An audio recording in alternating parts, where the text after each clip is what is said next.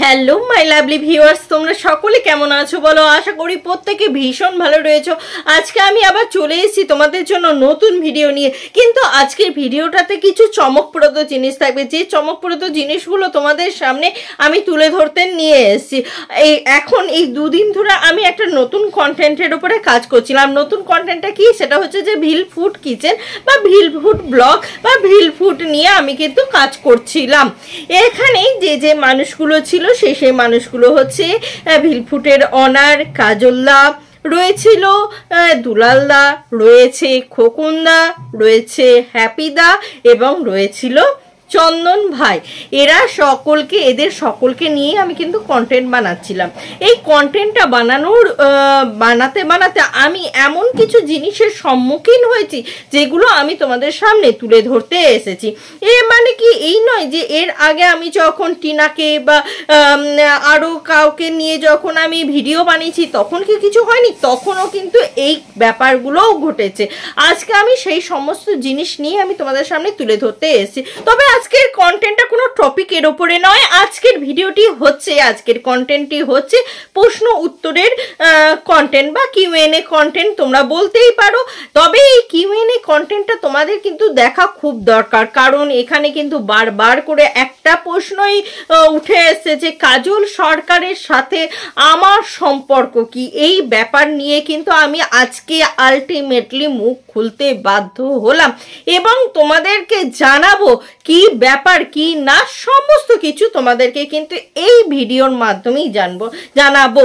তো তোমরা একদম স্কিপ করবে না, ভিডিওটা স্কিপ না করে সম্পূর্ণ ভিডিওটি দেখে যাও এবং লাস্টে তোমরা দেখার পর তোমরা তোমাদের মতামত কিন্তু কমেন্টের মাধ্যমে দিতে ভুলবে না এবং ভিডিওটি যদি ভালো লাগে একটা করে লাইক করে দেবে। চ্যানেলে যদি নতুন বন্ধু হয়ে থাকো অবশ্যই চ্যানেলটা সাবস্ক্রাইব করে নেবে।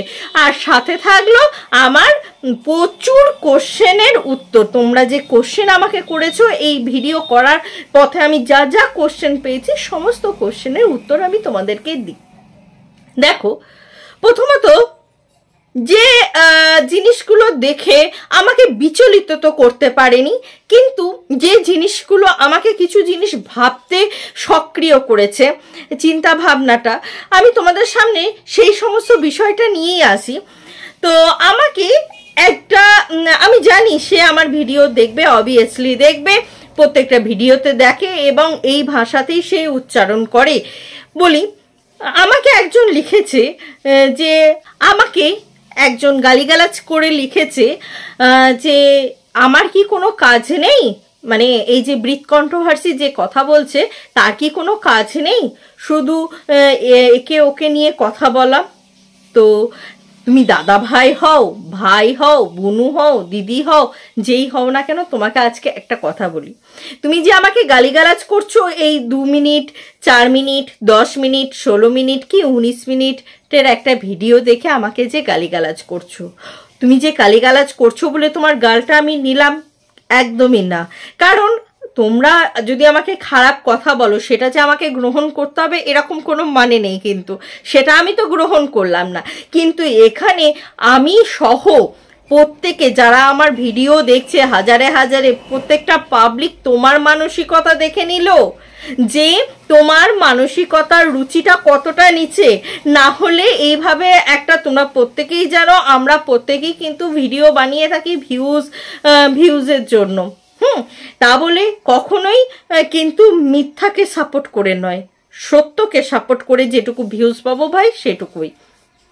তো সেখানে দাঁড়িয়ে তোমার কি একটুকু জ্ঞান নেই দিদি ভাই, দাদা ভাই, ভাই বুনু যেই হও না কেন, যে একটা মানুষ ভিডিও ক্রিয়েট করছে বলে তাকে তোমার মনোমতন কথা হচ্ছে না বলে তাকে গালিগালাজ করছো? এখানে তোমার সোচ, তোমার চিন্তা ভাবনা কতটা নিম্ন রুচির, কতটা নিচে, সেটাই কিন্তু এখানে প্রকাশ করছে। কি ভিউয়ার্স, যারা তোমরা একমত অবশ্যই কমেন্ট করে আমাকে জানাও এবং লাইক করে দাও আর শেয়ার করো, তোমাদের প্রিয়জনদের সাথে এই ভিডিওটি শেয়ার করো। তারপর আমার কাছে একটা ভালো কোশ্চেন নিয়ে এখানে আমার কাছে একটা বাংলাদেশ থেকে ভিউয়ার্স আমাকে লিখেছে যে দিদি ভাই তোমার ভিডিওগুলো খুব সুন্দর এবং তোমার ভিডিওতে যে কাজল সরকারকে দেখা যাচ্ছে সেই কাজল সরকার ভিলফুড কিচেনে তার সাথে আমি যোগাযোগ করতে চাই। তো ভাই তোমার উদ্দেশ্যে একটা কথা বলবো যে এই ভিলফুড কিচেনে যে কাজল সরকার রয়েছে তার ফুল ডিটেলস আমি কিন্তু আমার ভিডিওর মধ্যে দিয়ে দিয়েছি। সেই ভিডিওটা থাম্বনেলে কিন্তু দেওয়াই ছিল ভিলফুডের সঠিক অ্যাড্রেস বলে। তোমরা সেই ভিডিওটা প্রত্যেকে ওয়াচ করবে, যারা যারা দেখোনি তারা একবার করে ওয়াচ করবে, যাদের দরকার তাদের সাথে কানেক্টেড হওয়া তাদের সাথে কানেক্টেড হতে পারে। ইনফ্যাক্ট তাদের যোগাযোগ নাম্বারও কিন্তু ওখানে দেওয়া রয়েছে। এরপরে আসি নেক্সট কোশ্চেন, শুনে তাজ্জব হবে কিন্তু আমি তোমাদেরকে কিছু কথা বলি। আমি যখন চন্দনকে বলছি ভাই নেশা করিস না, নেশা করাটা খারাপ, তখন কিছু মানুষ আমাকে কমেন্ট করছে কেন আদিবাসী মানে তারা নেশা করবেই, এটা তাদের চিরাচরিত ধর্ম। চিরাচরিত ধর্ম মানে যেটা বাজে সেই বাজে জিনিসটাকেও আমরা উৎসাহিত করব যে ভাই কর। কেন? সবার উপরে আমাদের মানবিকতা নয়? আমরা মানবিকতা দিয়ে তো বিচার করতেই পারি যে না ভাই এরকম করিস না, হতে পারিস তুইও আদিবাসী, কিন্তু আমরা সঠিক পথে আমরা যাব। কোনো দরকার নেই নেশা, নেশা ছাড়াও মানুষের জীবন আছে, নেশা ছাড়াও মানুষ সামনের দিকে এগিয়ে যেতে পারে। কর্ম করে এগিয়ে যাও, দরকার নেই নেশার। এইটা গেল 2 নম্বর কথা। 3 নম্বর কথা, তারপরে যে কোশ্চেনের মুখোমুখি আমাকে প্রচুর হতে হয়েছে যে কাজল সরকার কি তোমার কেউ হয়? কাজল সরকারকে নিয়ে কথা বলছো, কাজল সরকারকে তুমি জানলে কি করে? এই প্রশ্নটার উত্তর দেবো তার আগে কতগুলো প্রশ্ন, আরো কিছু প্রশ্ন তোমাদেরকে তুলে ধরি। কেউ কেউ বলেছো যে দুলালদা ভীষণ টকেটিভ একটা মানুষ, সে খুব প্রচুর পরিমাণে কথা বলে, কিন্তু তার চোখ মুখ দেখে বোঝা যায় সে যথেষ্ট পরিমাণে বদমাশ। এমনও তো হতে পারে। যিনি এই মানে কমেন্টটা করেছেন তাকেই আমি বলছি, ইনফ্যাক্ট যাদের মনেও, যে ভিউয়ার্সদের মনে এই প্রশ্নটা রয়েছে তাদেরকেও বলছি, এমন তো হতে পারে। চোখ মুখ দেখেই যদি সবাইকে সমস্তটা বিচার করা যেত তাহলে মনের কি দরকার হতো? মনের মনে হয় দরকার হতো না। মানুষ তো মন থেকেই তো প্যাঁচ কষে, ষড়যন্ত্র করে, প্ল্যান করে, তাই নয় কি? সেটা কিন্তু হতো না। আর টকেটিভ বলছো, টকেটিভ সেটা মানুষের ধর্ম। কেউ কেউ ভীষণ টকেটিভ হতে পারে আর কেউ কেউ টকেটিভ নয়। যারা টকেটিভ তাদের ভালো পাওয়ার রয়েছে, এটা তো একটা পজিটিভ পাওয়ার। পজিটিভ পাওয়ারের মধ্যে পড়ছে কি ভিউয়ার্স? তোমাদের কি মনে হয়? অবভিয়াসলি এটা প্রত্যেকের নিজস্ব ধর্ম, এখানে নিয়ে আমাদের কোনো কোশ্চেন হয় না। কিন্তু সে মানে তার শর্ট সাইজ বলে সে যে একটা খারাপ মানুষ হবে, সে যে বোকা বোকা কথা বলতে পারে, সে যে ষড়যন্ত্র করতে পারে, মানে শর্ট সাইজ মানে আমাদের মনের মধ্যে এমন ধারণা চলে আসছে যে সে বাজে হবে, ষড়যন্ত্রকারী হবে। কিন্তু না ভাই, সবাই সবসময় এরকম হয় না। কেন আমরা আর 5 জনকে এরকম দেখেছি বলি যে এই মানুষটা এরকম হবে, সেটা তো নয়। সেটা যদি হতো তাহলে কিন্তু অনেক অনেক অনেক অনেক অনেক দিন আগেই কিন্তু এত মানুষ রয়েছে প্রত্যেকে কিন্তু ধরে ফেলতো।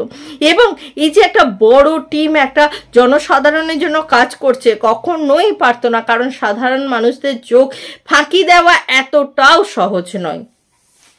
এরপর যে কোশ্চেনটা আরো ভরে ভরে এসে আমার কমেন্ট বক্স কি বলবো প্রচুর পরিমাণে ভরে গেছে।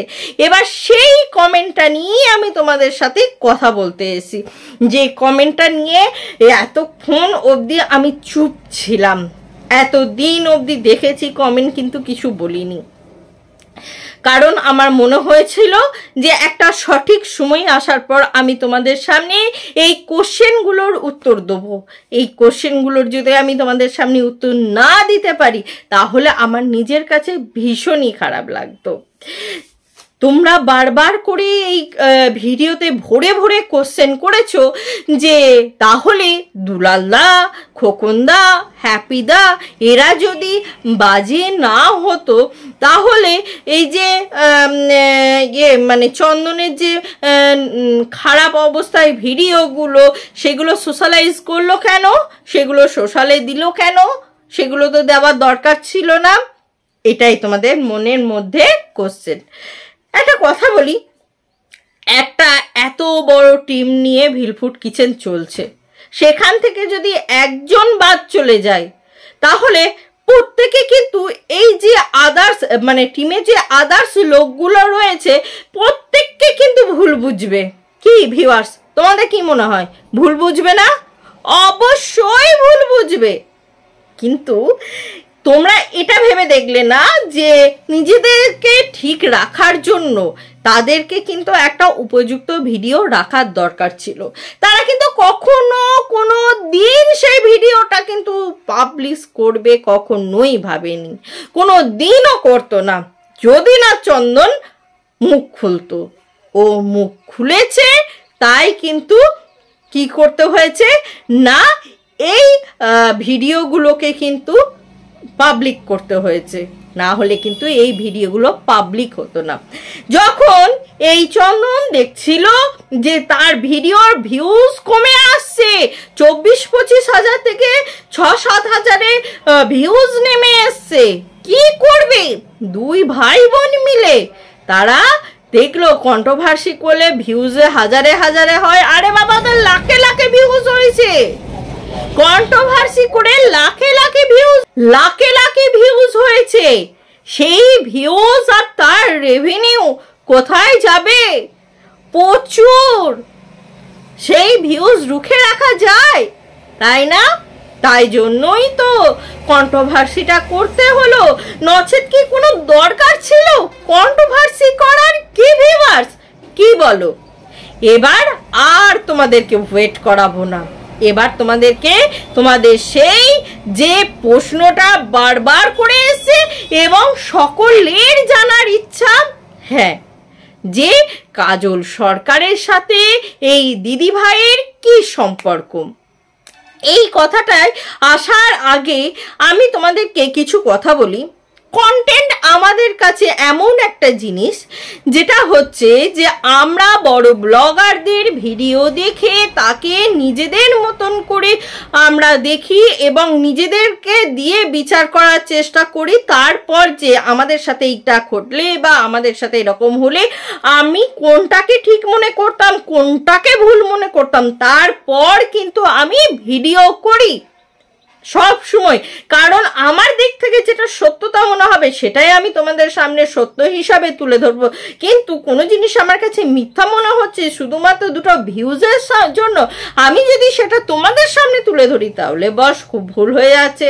না বস, এরকম করতে তো আমি পারবো না, এরকম করা তো আমার পক্ষে সম্ভব নয়। আমি ভাই যেটুকু করব, যেভাবে করব, সৎ পথে সত্যতা তোমাদের সামনে তুলে ধরে সেইভাবেই আমি কিন্তু ভিডিও বানাই এবং বানিয়ে যাব। এরপর তোমাদের কোশ্চেনটার উত্তর দিই। দেখো, কাজল সরকারকে আমি তার 14 পুরুষ থেকে চিনি না, যদি না সে ভিডিওর মাধ্যমে ভিলফুড কিচেনটা তৈরি করতো। হ্যাঁ, যখন থেকে ভিলফুড কিচেন তৈরি হয়েছে, যখন 24,000 25,000 ভিউ তার সাবস্ক্রাইবার ছিল, তখন থেকে কিন্তু তার ভিডিও আমি কিন্তু দেখতাম। কারণ গ্রাম বাংলার ভিডিও মানে গ্রাম বাংলার যে ঐতিহ্যপূর্ণ রান্নাগুলো ছিল সেই রান্নাগুলো কিন্তু খুব সুন্দরভাবে এই ঠাকুমা প্রেজেন্ট করত, সেইগুলোকে তুলে ধরতো কাজল সরকার। এরপরে এই মানে ভিডিওটা কি সুন্দর, এই যে রান্না বান্না, প্রত্যেকে দেখো বাঙালি মানে প্রত্যেকেই কিন্তু খাদ্য প্রিয়, প্রত্যেকেই কিন্তু খাদ্য প্রিয়। এবার কম বেশি সকলেরই খেতে ইচ্ছা করে। এবার কি হয়েছে না, এতগুলো বছর থেকে তাদেরকে দেখে আসা এবং তাদের এই ভিলফুড থেকে মানে ভিলফুড মানে প্রথম ছিল ভিলফুড, এই চ্যানেলটা বড় হওয়ার পর তারপর এই ভিলফুড কিচেন, ভিলফুড ব্লগস, ভিলফুড যে কিচেন ব্লগস, সমস্ত কিছু কিন্তু তাদের আস্তে আস্তে আস্তে আস্তে নিজের চোখের সামনে দেখেছি তাদেরকে গ্রোথ করতে, তাদেরকে মানে সেই সমস্ত চ্যানেলগুলোকে তৈরি হতে দেখেছি। তাহলে এই আমার মতন যে আমি একা দেখেছি তা না, আমার মতন lakh lakh million million viewers রয়েছে যারা কিন্তু এই রকম ভাবেই কিন্তু মানে ভিলফুটের সাথে কিন্তু যুক্ত রয়েছে, ঠিক আছে? এবং তারা কিন্তু ওতপ্রোতভাবে এইভাবে রক্তের সম্পর্ক থাকলেই যে সে আসল সম্পর্ক বা অন্য কোনো সম্পর্ক থাকলেই যে সেটা আসল, কখনোই না। আমরা যাদের যাদের ভিডিও দেখি তাদের প্রত্যেকের সাথে কি আমাদের সম্পর্ক রয়েছে? না ভাই। ইনফ্যাক্ট দেখো না, আমরা যে বলিউড টলিউড বিভিন্ন অভিনেতাদের দেখি, অভিনেত্রীদের দেখি, প্রত্যেকের সাথে কি আমাদের সম্পর্ক রয়েছে? একদমই না।